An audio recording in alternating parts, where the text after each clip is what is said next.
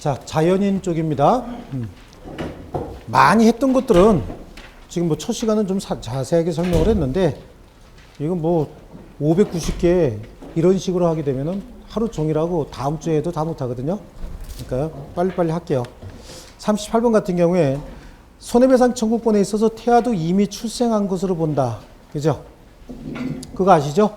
손해배상 청구에 있어서 태아도 이미 출생한 것으로 본다. 그래서 태아인 동안에 그 아버지가 교통사고로 사망을 했대요. 태아인 동안에 사망했대요.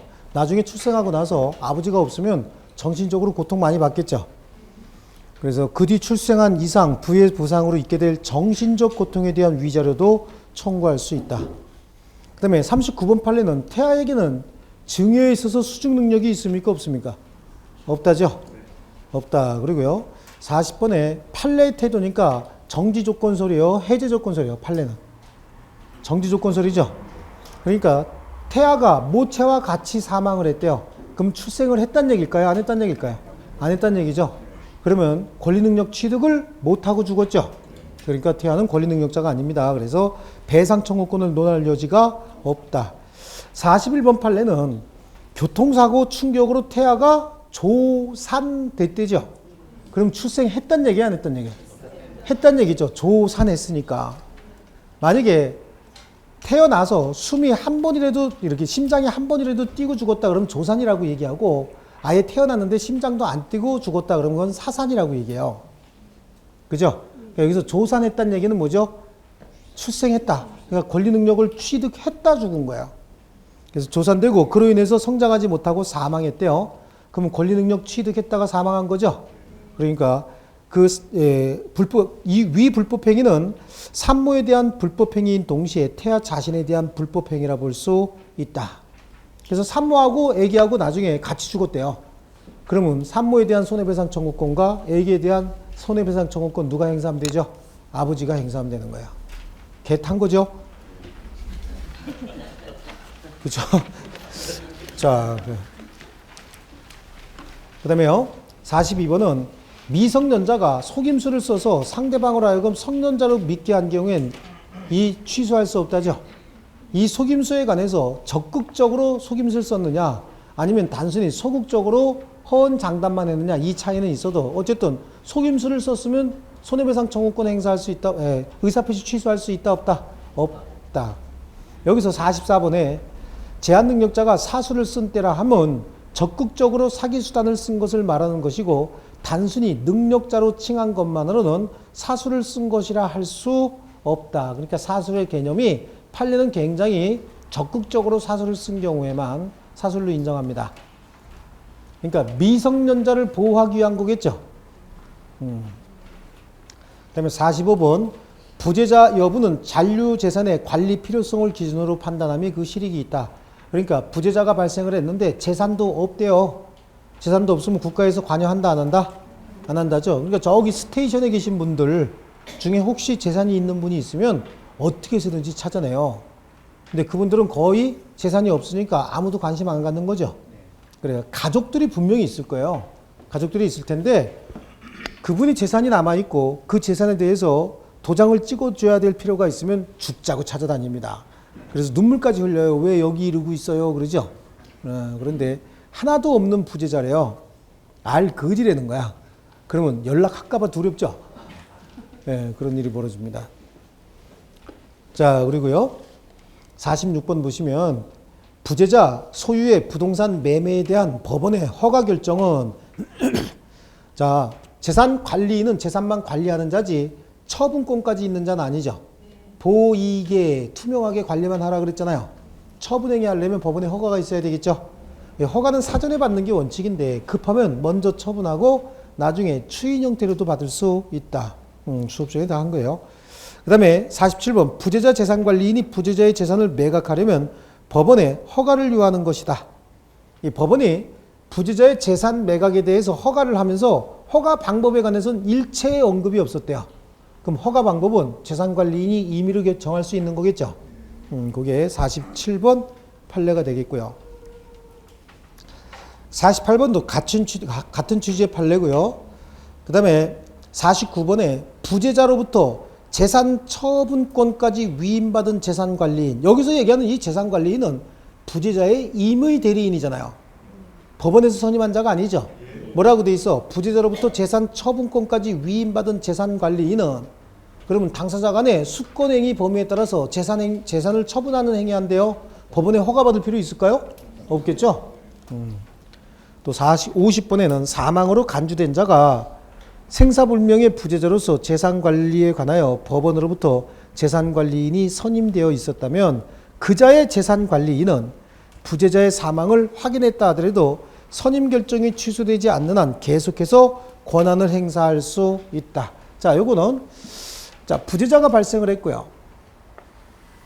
재산관리인이 선임이 됐다. 법원에 의해서 선임이 됐고요.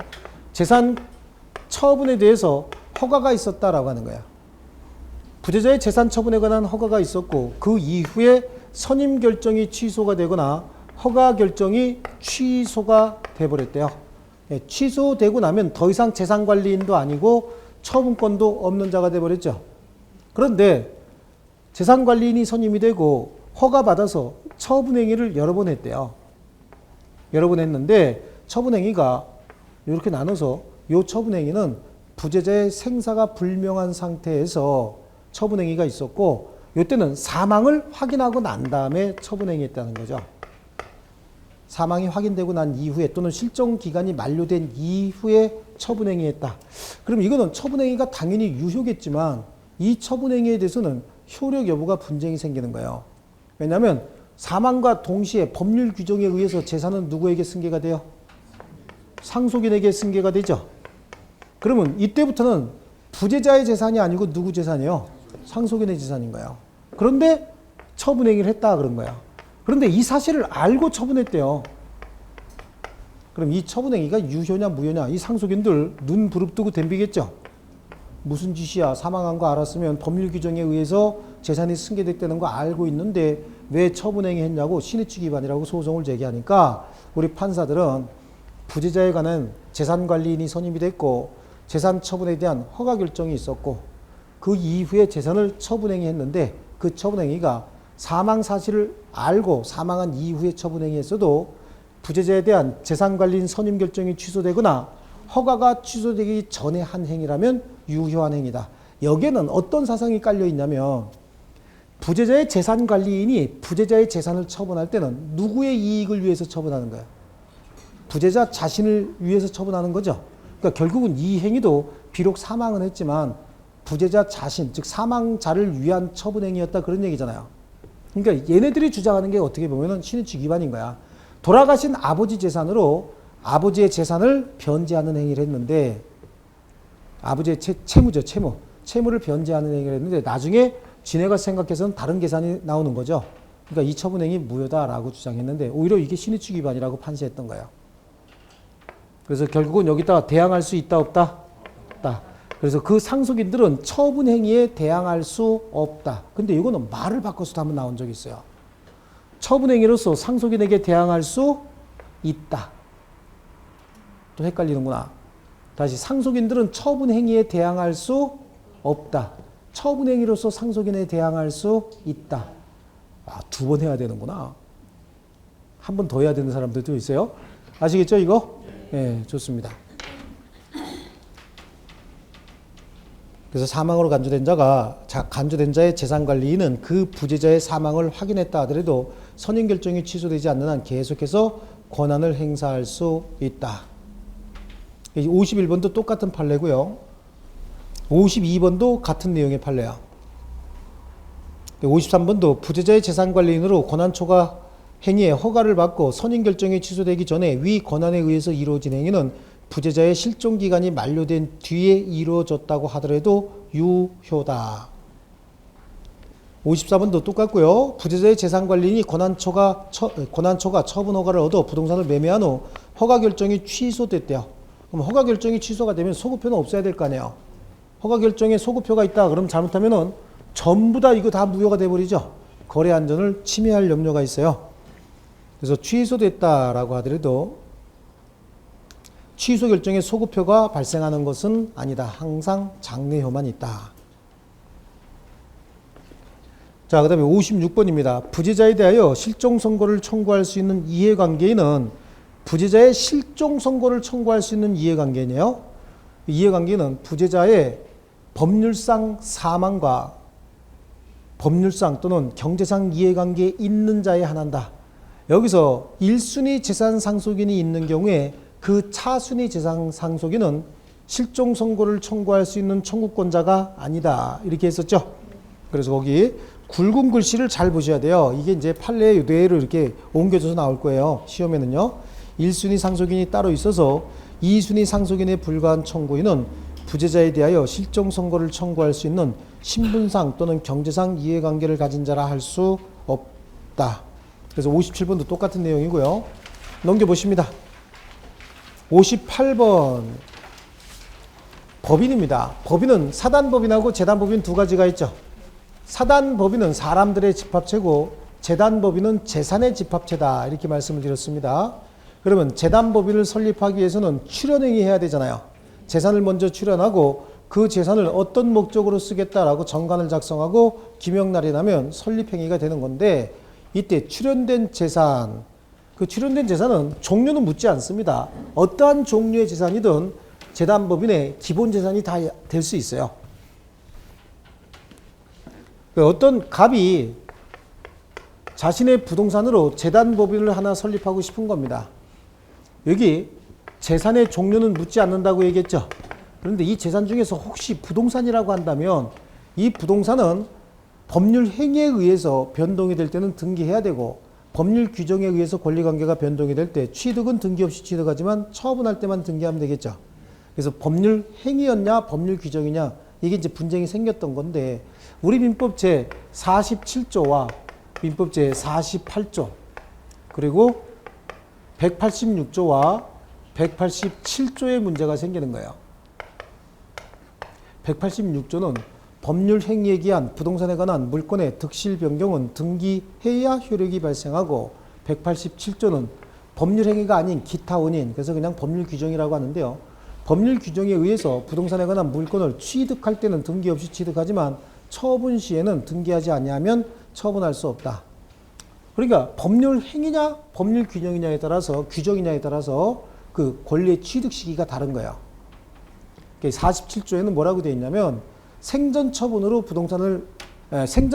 재단법인을 설립할 때는 증여에 관한 규정이 준용이 되고 사후 행위로서 즉 유언으로서 재단법인을 설립할 때는 유증에 관한 규정이 준용이 된다. 이렇게 되어 있어요. 그러니까 여기는 증여 아니면 유증에 관한 규정이 준용이 되는데 48조에는 자 생전처분으로 재단법인을 설립할 때 그 출연재산이 법인에게 귀속되는 시기는 뭐죠? 법인이 성립했을 때. 법인이 성립하게 되면 그때 법인의 재산으로 되는 거고 이렇게 유언으로서 재단법인을 이거는 증여죠. 생전처분이니까 유언으로서 재단법인을 설립할 때는 유언의 효력이 발생한 때 그 법인의 재산이 된다. 유언의 효력은 언제 발생해요? 사망해야 발생하게 되면 이 재단 법인의 재산이 된다. 이렇게 정해놨어요. 그런데 그 이후에 이분이 진짜 사망한 거예요. 부동산으로서 재단법인을 설립하겠다라고 했는데 이분이 진짜 사망했습니다. 사망을 했는데 이자에게는 유일한 상속인인 단독 상속인 을이 있었다고. 이 부동산의 총 가치는 2천억 상당의 가치였대요. 부동산 전체적인 부동산의 가치가요. 그러니까 을이 얼른 이거에 대해서 상속 등기를 한 거야. 상속도 법률 규정에 의한 권리 변동이기 때문에 등기하지 않아도 무조건 상속이 되는 겁니다. 그리고 처분할 때는 등기해야 처분할 수 있는 거죠. 상속 등기를 한 이유는 제3자 병에게 처분해 버리려고 상속한 거예요. 상속 등기했고 이 이름으로 등기까지 했습니다. 나중에 재단법인에서 이 부동산을 이제 아버지가 뜻이 이랬기 때문에 우리가 등기 이전해 가겠습니다라고 양해를 구하러 와서 보니까 을이 뭐래요? 팔았는데 그러죠. 보니까 진짜 병 이름으로 등기가 돼 있던 거죠. 그래서 재단법인 측에서 여기다 소송을 제기합니다. 무효등기 말소하라고. 무효등기라고 주장하는 근거가 민법 제 48조하고 187조를 주장하는 거예요. 48조에 뭐라고 되어 있냐면 자, 유언으로 재단법인을 설립을 할 때는 유언자 사망 시 유언의 효력이 발생하면 재단법인의 재산이 된다고 48조에 정해져 있고 이건 법률 규정에 의한 권리 변동이니까 187조가 적용이 돼서 무조건 내가 취득했고 처분할 때만 등기하면 된다 이렇게 주장을 했던 거고요. 이쪽에서 주장한 건 아니야. 47조에 보면은 이렇게 유언으로 재단법인을 설립할 때는 유증에 관한 규정을 준용한다고 했으니까 유증은 뭐다? 법률행위다. 증여나 유증은 다 계약이죠. 예, 이건 법률행위니까 186조에 따라서 네 이름으로 등기해야 네 재산이 되는데 네가 등기하기 전에 상속 등기했고 처분행위 했으니까 먼저 등기를 갖춘 내가 소유권을 취득했다라고 싸웠던 거죠. 근데 대법원에 가서는 대법원은 여기 둘 사이에는 몇 조가 적용이 된다 그랬어요? 187조가 적용이 된다. 그러니까 설립자와 법인 사이에는 187조에 따라서 등기 없이도 사망한 때 법인의 재산이 됐는데 법인의 등기는 두 가지 종류로 나눴어요. 그래서 성립 요건인 설립 등기와 제3자에 대한 대항 요건인 기타 등기로 나눴죠. 그래서 설립 등기가 아니고 기타 등기, 부동산 취득 등기도 등기해야 대항할 수 있는데 여기 이름으로 등기하지 않았기 때문에 여기에 대항할 수 있다 없다? 없다 이렇게 했던 거예요. 그러니까 네가 취득한 건 맞지만 법인의 모든 등기는 다 제3자에 대한 대항 요건이기 때문에 제3자에 대해서 그 부동산 취득으로서 대항하려면 등기할 것을 요한다. 등기하지 않았기 때문에 누구 재산이 됐다? 여기 재산이 됐다. 이 판례 속에는 결국은 갑소유의 이 재산은 누구 재산이 됐다는 얘기예요. 재단법인의 재산이 됐는데 그 재산을 무권리자가 처분행위한 거죠. 근데 법인은 좀 특이하게도 등기하지 않았기 때문에 제3자에게 대항할 수 없다. 이 말 속에는 여기다가 손해배상은 청구할 수 있다는 얘기예요. 그죠? 네, 그래서 손해배상은 청구했던 걸로 제가 기억하고 있습니다. 여기까지는 우리 시험에서 볼 필요 없죠. 볼 필요 없고 요거요. 그러니까 당사자 사이에는 몇 조요? 187조. 제3자와 관계에 있어서는 186조에 따라서 등기해야 대항할 수 있다. 그겁니다. 그래서요. 58번은 47조 1항에 생전처분으로 재단법인을 설립하는 때 준용하는 민법 제555조는 증여의 의사가 서면으로 표시되지 아니한 경우에 각 당사자는 이를 해제할 수 있다고 함으로써 서면에 의한 증여 해제를 제한하고 있으나 해제는 민법 총칙의 취소와는 요건과 효과가 다르다. 자, 그럼 잠깐만 고개 들어볼게요. 취소는 뭐를 취소하는 거죠? 의사 표시를 취소하는 거예요. 그러니까 의사 표시는 모든 법률행위에 다 들어가는 거죠.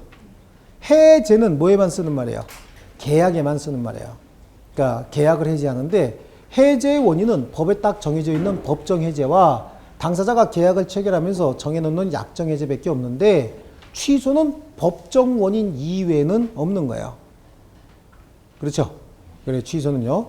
법정 원인이 뭐예요? 제한 능력, 착오, 사기, 강박에 의해서 의사표시한 때는 취소할 수 있는 건데 이렇게 법인의 설립행위가 착오로 이루어졌다는 거예요. 착오로. 해제할 때는 증여의 경우에는 서면으로 하지 않으면 효력이 없다고 돼 있어요. 법에 그렇게 정해져 있거든요. 그런데 착오에 의한 취소는 서면으로 했던 구두로 했던 관계없습니다.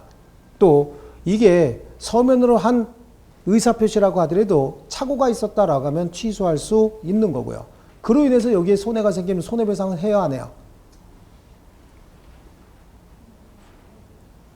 착오자가 착오에 의한 의사표시를 취소하면 손해배상의 문제는 발생한다 안 한다? 안 한다죠. 벌써 또 꼴랑 까먹었구나. 손해배상의 문제는 발생하지 않는다라고 하는 거야. 그러니까 비록 이 재산의 어떤 그 재단법인의 설립행위로서 재산을 출연하는 행위가 이 재산으로서 재단법인의 기본 지산이 됐든 안 됐든 법에서 취소권을 보장하고 있죠. 착오에 의해서 의사표시했으면 취소할 수 있도록 보장하고 있기 때문에 그거 보세요. 서면에 의한 출연이라도 민법 총칙 규정에 따라 출연자가 착오에 기한 의사표시라는 이유로 출연의 의사표시를 취소할 수 있고 상대방 없는 단독행위인 재단법인에 대한 출연행위라고 해서 달리 볼 것도 아니다. 그러니까 모든 의사표시는 착오로 인해서 이루어졌으면 취소할 수 있다. 그런 취지죠. 자, 59번도 재단법인에 대한 출연자와 법인 간의 관계에 있어서 출연재산이 부동산인 경우에 당사자 간의 관계에 있어서는 법인 성립 이외에 등기를 필요로 하는 것은 아닐지라도 누구 사이요? 당사자. 재단법인의 출연자가 착오를 원인으로 취소한 경우에 출연자는 재단법인의 성립 여부나 출연된 재산의 기본 재산 여부와 관계없이 무조건 취소할 수는 있다. 그러니까 취소는 착오가 있으면, 제한 능력 상태에 있으면, 또는 사기 강박에 의해서 했으면 무조건 할 수 있다는 얘기예요. 상대방이 어떤 상황 볼 것도 없습니다. 또 60번에 재단법인의 정관 변경 허가는 말이 허가인 것이지 뭘로 봐야 된다 그랬어요? 인가로 봐야 된다. 그 성질에 있어서 법률행위 효력을 보충해 주는 것이지 일반적 금지를 해제하는 것이 아니다. 그래서 법적 성질은 인가다. 자, 그 다음에 61번은 법인 해산 시 자녀 재산의 귀속 권리자를 직접 지정하지 아니하고 사원총회나 이사회 결의에 따라서 이를 정하도록 하는 등 간접적 귀속 권리자 지정 방법을 정해놓은 정관도 유효다. 제가 뭐라고 얘기했냐면 법인의 해산이 되면 자녀 재산을 귀속시켜야 되죠. 재산이 남아있으면 법인은 무조건 파산도 해산도 안 되는 거야. 재산이 없어져야 모두 귀속 권리자에게 인도돼야만 법인은 파산이고 해산이고 가능한 겁니다. 조금이라도 남아있으면 파산도 해산도 인정되지 않습니다. 그러면 법인 청산 후에 재산이 남아있고 그 재산이 남아있다면 법인은 해산할 수 없는 거니까, 소멸할 수 없는 거니까 그 재산을 귀속 권리자에게 인도하도록 정해져 있는데, 그 인도받는 자 1순위가 누구예요? 정관으로 정한 자. 두 번째는요, 유사 목적으로 처분. 세 번째는 조국이 등장하죠. 국고에 귀속시킨다. 이게 머릿속에 이게 쭉 나와야 되는데. 자, 그런데 정관으로 정한 자가 신의영 딱 정해져 있대요. 그럼 신의영이한테 주면 되죠. 근데 요거만 정관으로 귀속 권리자를 정한 거로 보지 않습니다. 신의영이가 나가는 학원생들 전부 가위바위보 시켜서 이긴 사람에게 줘라 라고 정해놓은 것도 귀속 권리자를 정해 놓은 것으로서 유효하다, 이렇게 설명했죠. 그 판례가 여기 나오는 겁니다. 그래서 법인 해산 시 자녀 재산을 귀속 권리자에게 직접 지정하지 아니하고, 귀속 권리자를 직접 지정하지 아니하고 사원총회나 이사회 결의에 따라서 이를 정하도록 하는 등 간접적으로 귀속 권리자의 지정 방법을 정해놓은 정관 규정도 유효하다. 그리고 민법상 청산 절차에 관한 규정은 모두 뭐다? 강행 규정이다. 또한 밑으로 가면 이사 전원의 의결에 의하여 자녀 재산을 처분하도록 한 정관 규정은 성질상 등기해야만 제3자에게 대항할 수 있는 청산인의 대표권에 관한 제한이라고 볼 수는 없다. 이건 또 무슨 소리냐라고 하는 거예요. 정관에 뭐라고 되어 있대요? 정관에 법인 해산 시 자녀 재산의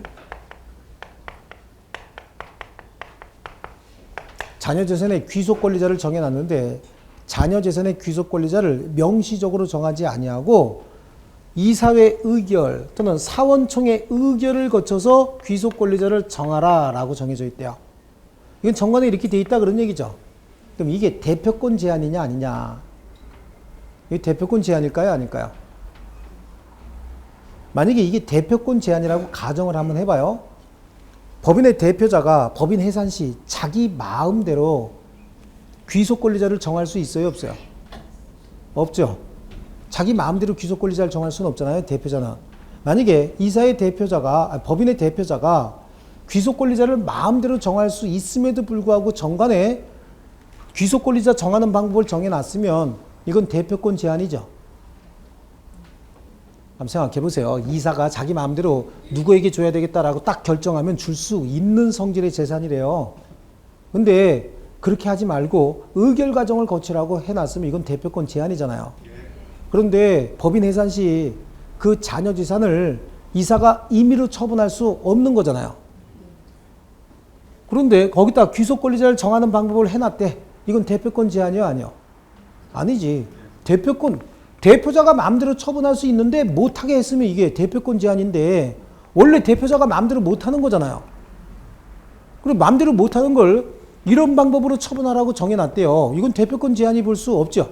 내가 할 수 있는 걸 못하게 하면 내 권리 제한이지만 원래 내가 못하는 걸 못하게 했어요. 권리 제한이요 아니요? 아니잖아요. 그러니까 이거는 이렇게 귀속 권리자를 정하는 것은 대표권 제한이라 볼 수 없다. 만약에 대표권을 제한했으면 정관에 기재하면 효력이 발생하지만 제3자에게 대항하려면 어떻게 해야 돼? 등기해야 제3자에게 대항할 수 있잖아요. 그러니까 이건 정관에 있으면 되는 것이지 등기하지 않아도 되는 내용이다 그런 얘기예요. 자, 그리고요. 62번. 그 다음에 63번이요. 유언으로 재단법인을 설립하는 경우에도 제3자에 대한 관계에서 출연재산이 부동산인 경우에 그 법인에 귀속되는 시기는 법인 설립 외에 등기를 필요로 하는 것이다. 누구의 관계에서? 제3자와의 관계에 있어서는. 그래서 재단법인이 그와 같은 등기를 마치지 아니하였다면 유언자의 상속인의 한 사람으로서 부동산 지분을 취득하여 이전 등기를 마친 선의의 제3자에게 대항할 수 없다. 자, 그리고 64번에 재단법인의 대표자가 법인의 채무를 부담하는 계약을 체결함에 있어서 이사회 결의와 노회의 설립과 승인을 얻고 주무관청의 인가를 받도록 정관에 규정되어 있다면, 그러면 채무를 부담하는 계약 체결할 때 이사회 결의를 얻고 노회다라고 하는 건 아마 거기 운영회가 있는가 봐요. 아마 이 종교 집단인 것 같아요. 노회와 설립자 승인을 얻고 주무관청의 허가를 받도록 규정되어 있다면 그와 같은 규정은 법인의 대표권에 관한 제한 규정이다. 등기하지 아니하면 제3자에게 대항할 수 없는데 이때 제3자는 선악불문하고 모든 제3자가 다 포함이 돼야 되죠. 선악불문하고 모든 제3자에게 대항할 수 없다. 자, 보세요. 법인의 대표자가 법인의 채무를 부담한다라고 하는데 그 채무 부담하는 행위는 대표자의 행위인 거예요. 왜냐하면 법인의 업무를 집행하는 사람 누구죠? 대표자죠. 법인의 업무에 법인이 정한 목적 달성하기 위해서 업무를 집행하는 행위는 법인의 대표자의 행위인데 그 행위에 제한을 가했잖아요. 업무를 집행하다 보면 채무를 부담할 수도 있고 채권을 취득하는 경우도 있겠죠. 일반적으로 이런 것들은 대표자가 할 수 있는 행위예요. 근데 채무를 부담할 때는 어디 승인을 받도록 돼 있대요. 이거는 대표자가 자유롭게 할 수 있는 행위를 일부 제한하는 행위로 보는 거죠. 정관에 기재해야 효력이 발생하겠지만 이는 등기하지 않냐면 제3자에게 대항할 수 없는 행위다. 64번이 그거고요. 65번 법인의 권리능력은 정관에 명시한 권리능력뿐만 아니라 정관에 명시한 목적 범위 내의 행위란 정관에 명시된 목적 자체에 국한되는 것이 아니라 그 목적 수행에 직접적으로 간접적으로 필요한 모든 행위가 다 포함이 된다. 자, 그 다음에 총유재산에 대한 소송은 법인 아닌 사단의 그 명의로 사원청의 결의를 거쳐서 하거나 또는 구성원 전원이 당사자가 돼서 필수적 공동소송 형태로 할 수 있을 뿐이다. 그 사단의 구성원은 설령 사단의 대표자이거나 사원청의 결의를 거쳤다 하더라도 그 소송의 직접 당사자가 될 수는 없고 이러한 법리는 총유재산의 보존행위로서 소를 제기하는 경우에도 마찬가지다. 이렇게 얘기하고 있습니다. 자, 67번 대표이사가 대표권 범위 내에서 하는 행위는 설사 영리 목적과 관계없이 자기 또는 제3자 이익을 도모할 목적으로 권한을 남용한 것이라 할지라도 일단 회사의 행위로서 유효하고 그 행위의 상대방이 대표이사의 진위를 알았거나 알 수 있었을 때는 회사에 대해서는 무효가 되는 것이며 이는 민법상 법인의 대표자가 대표 권한을 남용한 경우에도 마찬가지다. 그러니까 법인의 불법 행위 책임을 물으려면 제3자는 선이면서 뭐가 없어야 된다 그랬어요? 중과실이 없어야 된다라고 얘기했죠. 그러니까 상법상 회사의 대표자가 대표권을 남용했을 때도 똑같이 준용이 된다는 얘기예요. 그래서 민법상 회사나 상법상 회사나 법인의 불법 행위 책임이 성립하려면 직무와 결령관계에 있는 행위를 했고 그 행위로 인해서 제3자에게 손해가 발생을 했어야 되는데 이 직무와 결령관계에 있는 행위에 대하여 제3자는 선이면서 중과실이 없어야 한다. 상법상 회사나 민법상 회사나 똑같다. 그런 판례고요. 그 다음에 68번은 그냥 한번 읽어보세요. 법인격 남용 이런 거 관련된 거고요. 69번도 법인격 남용과 관련된 판례인데요. 기존 회사의 채무 면탈을 목적으로 설립된 신설 회사가 어떤 회사가 하나 있었는데 그 회사에 채무를 면탈할 목적으로 법인을 하나 설립하고 그 법인의 모든 재산을 다 귀속시키는 거예요.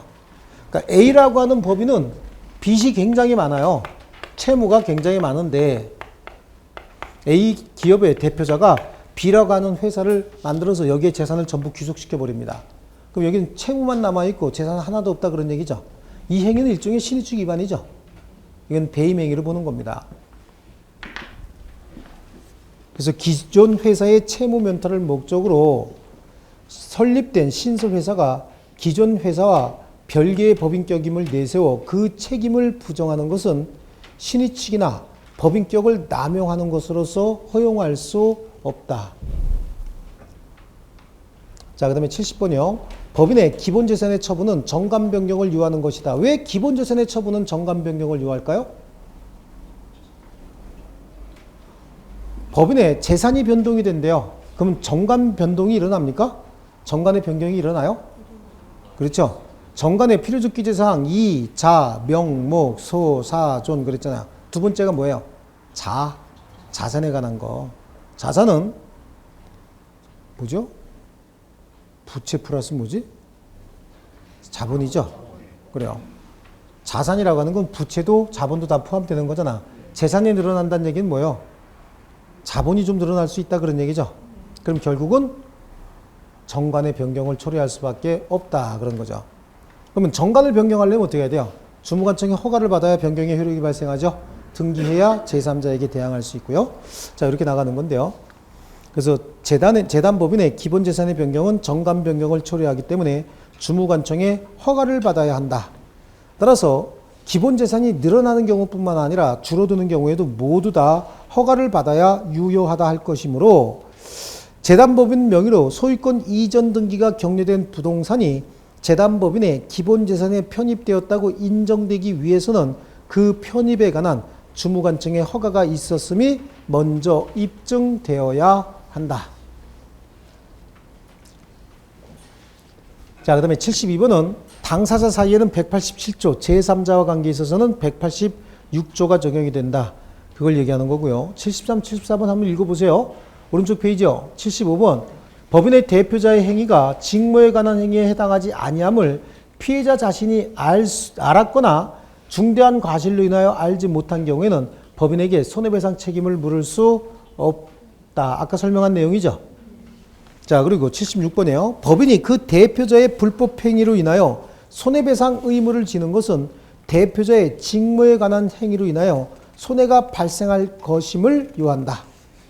그 직무에 관한 것이라는 의미는 행위의 외형상 법인의 대표자의 직무행위라고 인정될 수 있는 것이라면 대표자 개인의 사리를 도모하기 위한 것이거나 법령 규정에 위반된 것이라 하더라도 직무에 관한 행위에 해당한다고 보아야 한다.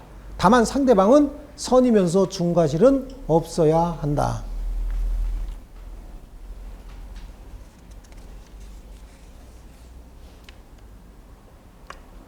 자, 78번이요.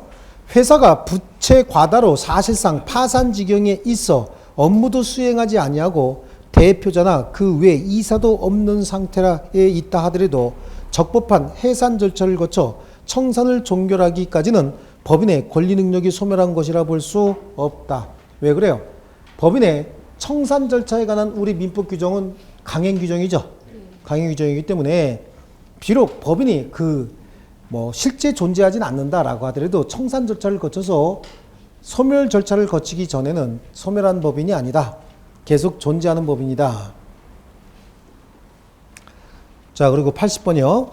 해산한 법인의 대표 청산인이 정관 규정에 따라서 자녀재산 이전 의무의 이행으로서 자녀재산을 그 대표 청산인이 대표자로 겸하고 있던 귀속 권리자에게 이전한 경우에 쌍방대리 금지 원칙의 예외인 채무 이행에 해당한다고 보아야 한다. 오유, 그 말도 조금 어렵겠습니다. 요건데요. 여기 보니까 자녀재산의 귀속 권리자가 정관에 정해져 있어요. 현재 A 법인에 지금 청산을 하고 있는 겁니다. A 법인이 청산하고 있는데 A 법인의 정관에 뭐라고 되어 있냐면 자녀재산은 B 법인에게 귀속을 시킨다 이렇게 해놨어요. 그러면 청산 결과 남은 재산은 여기 갖다 줘야 되죠. 이거는 이 법인의 뭐죠? 채무이행인 거예요. 이렇게 정해져 있으니까 정관에 정해져 있으니까요. 그런데 A 법인의 대표 청산인이 갑인 거예요. 갑인데 갑은 공교롭게도 B 법인의 대표자로 되어 있다고. 그럼 결국은 A법인의 대표자이면서 B법인의 대표자다 그런 얘기잖아요. 그럼 A법인을 대신해서 B법인에다가 자녀재산을 귀속시키고 있어요. 그럼 받는 놈도 누구죠? B법인의 대표자 갑일 거 아니냐고. 결국은 쌍방대리의 문제가 발생할 수밖에 없죠. 쌍방대리의 문제가 발생하는데 단순한 채무의 이행은 쌍방대리가 금지되지 않는다고 얘기했죠. 자기계약이나 쌍방대리가 허용이 된다. 본인의 뭐가 있을 때? 허락. 또 본체 주등이 그랬죠. 본체 주등. 본체 주등이가 세면 안 되는 것도 하게 만든다. 주등이가 뭐냐 선생님 입에서 그죠? 예. 그래 어쨌든 본체 주등 그랬죠. 그래 단순한 채무 이행은 자기계약이나 쌍방대리가 허용이 된다고 얘기했잖아요. 아주 공교롭게 이 법인의 대표자가 갑이었고 그자가 청산법인의 대표 청산이 됐다라고 하더라도 이거는 제한되는 쌍방대리가 아니잖아요. 가능한 겁니다. 80번 그러고요. 그 다음에 81번이요. 법인에 대한 파산 절차가 자녀재산 없이 종료되면 청산종결의 경우와 마찬가지로 그 인격이 소멸하지만 아직도 적극재산이 잔존하고 있다면 적극재산은 뭘 얘기하는 거예요? 받을 채권 같은 거 얘기하는 거예요. 소극재산은 채무 같은 거 얘기하는 거고요. 적극재산이 잔존하고 있다면 법인은 그 재산에 관한 청산목적 범위 내에서 무조건 존속한다. 그러니까 법인의 재산이 남아있다고 하면은 무조건 법인은 소멸한다 못한다? 못한다. 파산도 안 되고 청산 종결도 되지 않습니다.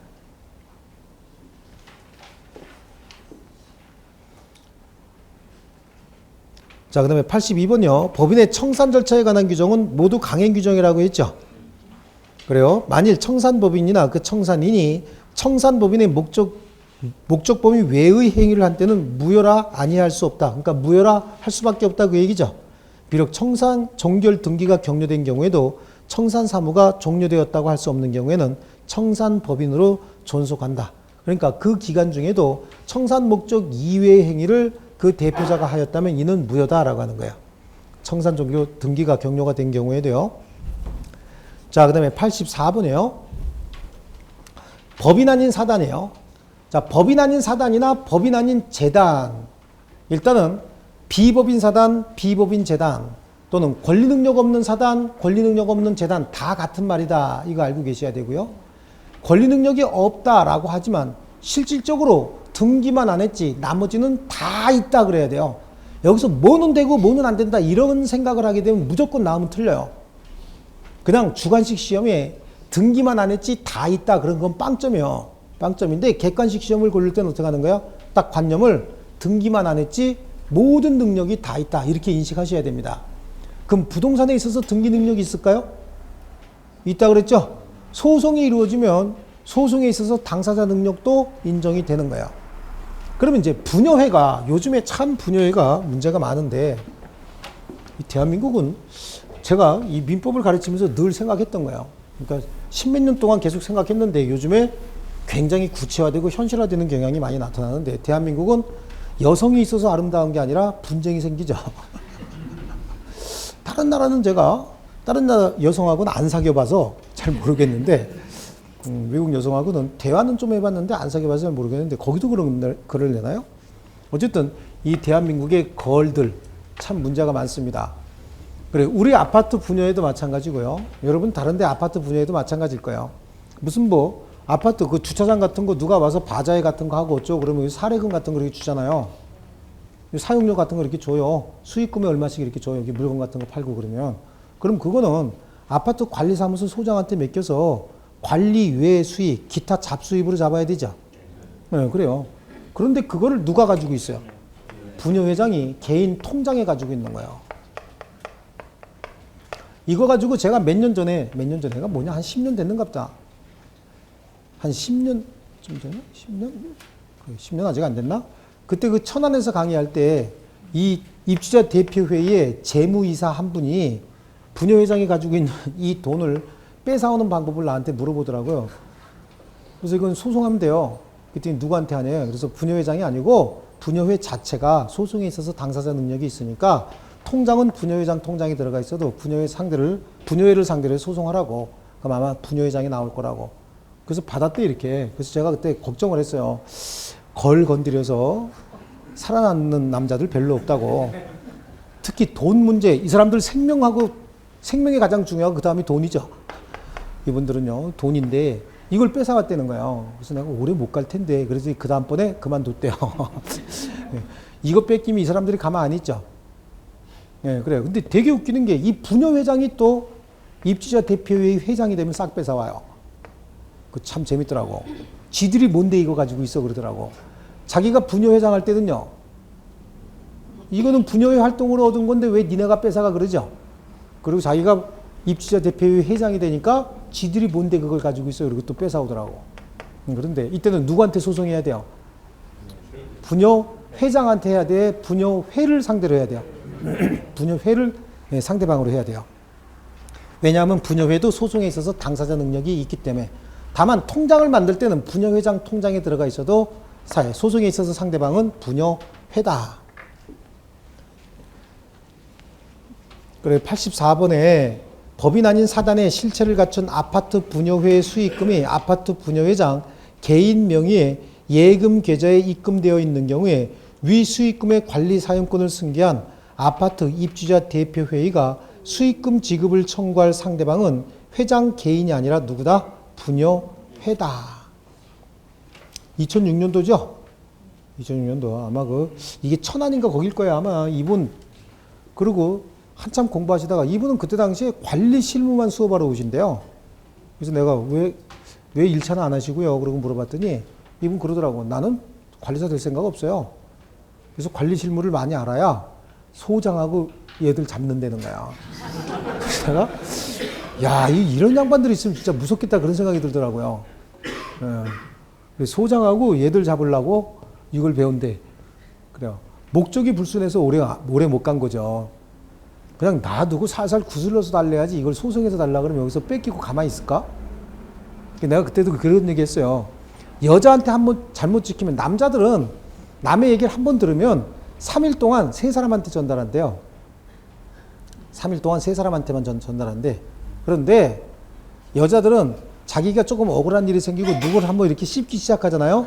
그러면 하루에 7명한테 일주일 내지 2주일 정도를 떠들고 다닌다는 거야. 그리고 그 들은 사람도 그대로 가서 전달한다는 거야. 그러면 A가 B한테 전달했대죠. 그리고 나머지 플러스 6명이죠. 그럼 이 사람들도 이게 며칠 간다고요? 일주일 간다고. 한 달만 지나면 전 세계에서 최고 나쁜 스키 돼. 그죠? 견딜 수가 없는 거예요, 이거는. 남자들은 남의 욕하거나 뭐 이런 거, 야, 그 쓸데없는 그거 뭐 하려고 얘기하냐, 술맛 떨어진다 그러죠? 근데 걸들은 앉아서 이게 완전히, 그죠? 커피 안주죠. 커피 마시면서 안주야. 여기도 아마 내가 봤을 때 여기 회장님 오래 못 갔을 것 같아요. 84번 판례도요. 자, 그 다음에 86번 판례 한번 볼게요.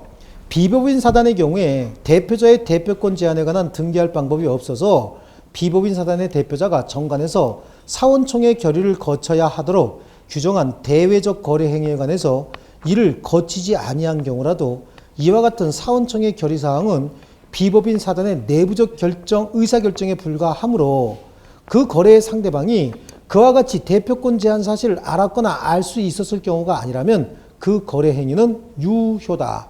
그렇죠? 대표권을 제한했는데 비법인 사단은 등기부가 있어요, 없어요? 없잖아요. 등기가 안 돼 있잖아. 그러니까 그 대표권 제한이 등기가 안 돼 있기 때문에 상대방이 그러한 사실을 알았을 가능성은 많이 떨어지죠. 그리고 등기가 안 됐으니까 대항할 수 있어요, 없어요? 없다는 얘기예요. 일단은 유효다. 거래 상대방이 대표권 제한 사실을 알았거나 알 수 있었으면 이 무효를 주장하는 비법인 사단 측이 주장 입증하여야 한다. 자, 그 다음에 오른쪽에 87번이에요. 주택조합과 같은 비법인 사단의 대표자가 직무에 관하여 타인에게 손해를 가한 경우에 그 사단은 민법 제35조 제1항 규정에 의하여 그 손해를 배상할 책임이 있다. 주택조합은 비법인 사단이에요. 주택조합은 비법인 사단입니다. 조합 아니에요. 비법인 사단이다. 재건축조합도 마찬가지입니다. 그래서 88번에도 재건축조합은 민법상 비법인 사단에 해당한다. 재건축 조합이 주체가 돼서 신축 완공한 상가 건물은 조합원 전원의 총유에 속한다.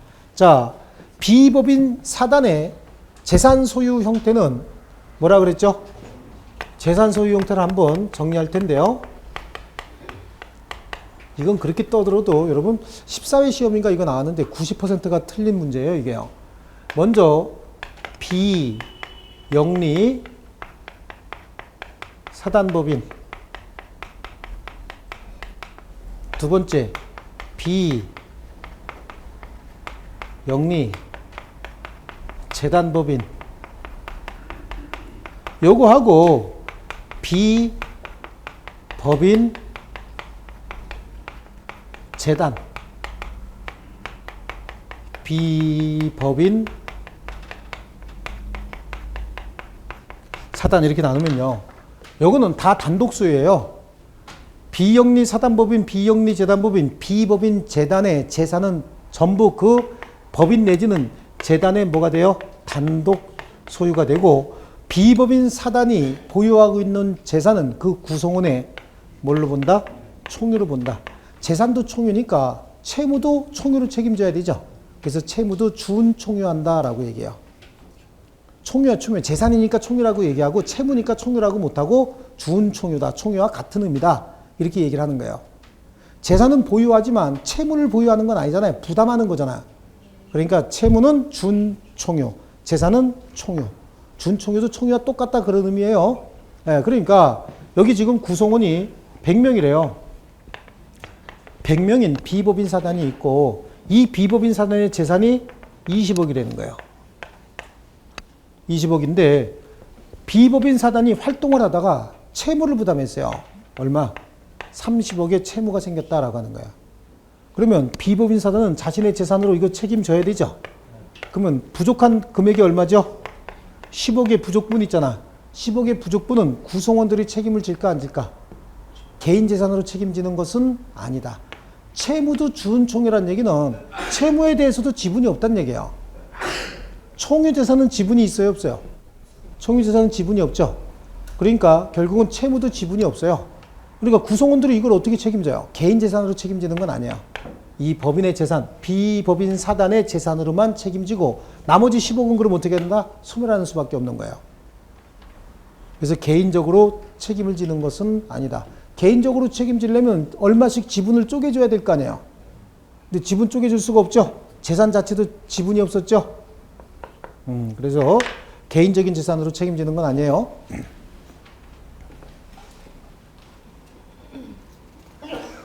자, 그 다음에 89번이요. 법인 아닌 사단이겠죠. 법인 아닌 자가 빠졌네요. 법인 아닌 사단에 대해서는 사단법인에 관한 민법 규정 가운데 법인격을 전제로 하는 것을 제외하고는 이를 유추 적용하여야 할 것인가, 할 것인 바, 그래요. 거기 법인 사단에다가 법인 아닌 자 하나 써놓으세요. 89번. 법인 사단에 법인 아닌 사단. 이거 지금 적느냐고 막 정신없어요? 이거 그냥 이해해도 될 것 같은데. 법인 아닌 사단에 대해서는 사단법인에 관한 민법 규정 가운데 법인격을 전제로 하는 것을 제외하고는 이를 유추 적용하여야 할 것인 바. 밑으로 내려가면 비법인 사단의 대표자가 행한 타인에 대한 업무의 포괄적 위임과 그에 따른 포괄적 수임인의 대행행위는 민법 제62조 규정에 위반된 것이어서 비법인 사단에 대해서는 그 효력이 미치지 않는다. 자, 사단법인의 대표자는 정관으로 금지하지 아니한 특정한 행위만을 타인에게 대리하게 할 수 있다. 이렇게 돼 있죠. 그래서 그 대리인은 법인의 뭐라 그랬어요? 임의 대리인이지 대표기관이 아니다. 다시 한번 그려볼게요. 사단법인의 대표기관은 법인이 있대요. 법인의 대표기관은 정관으로 금지하지 아니한 특정한 행위만을 타인에게 대리하게 할 수 있다. 법인과 대표 사이에는 대리에 관한 규정이 준용이 되기 때문에 이 자는 결국은 뭐예요? 법인의 대리인이 되는 거예요. 법인의 대리인인데 법인의 무슨 대리인이죠? 임의 대리인이 된다. 그래서 정관으로 금지하지 아니한 특정한 행위만을 대리하게 해야지 포괄적 위임은 금지가 되는 거예요. 그래서 이건 대표기관이 아니고 단순히 법인의 대리인에 불과하다 이렇게 얘기를 했어요. 그렇죠? 그래서 포괄적 위임은 금지가 된다. 그런데 비법인 사단 같으면, 법인 아닌 사단 같으면 대표자 있을 거 아니에요.